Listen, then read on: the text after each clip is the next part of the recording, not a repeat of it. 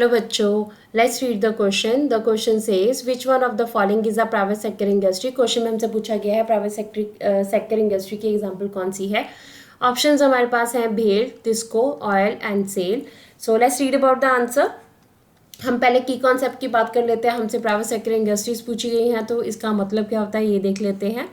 The industries which are owned by individual or group of individuals are known as private sector industries. देखिए private sector industries दो industries होती है, ऐसी industries होती हैं जो कि किसी एक इंडिविजुअल के पास होंगी, वो ओन की होंगी ऑनरशिप के बेसिस के ऊपर, या फिर वो इंडिविजुअल्स के पास, एक ग्रुप ऑफ इंडिविजुअल्स के पास होगी, तो इन्हें प्राइवेट सेक्टर इंडस्ट्रीज कहते हैं. तो अगर हमारे पास जो एग्जाम्पल्स दी गया उसमें हम बात करें तो भेल की जो हमारे पास फुल फॉर्म है वो क्या होती है, भारत हैवी इलेक्ट्रिकल लिमिटेड. तो ये हमारे पास क्या है, एक पब्लिक सेक्टर अंडरटेकिंग है.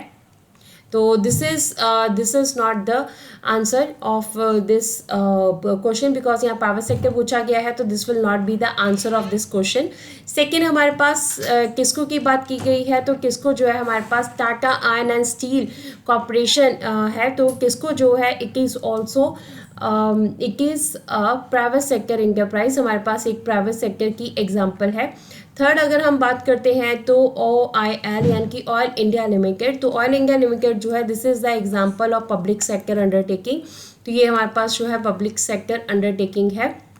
नेक्स्ट अगर हम देखें तो सेल की बात करेंगे, steel authority of India limited की बात करेंगे.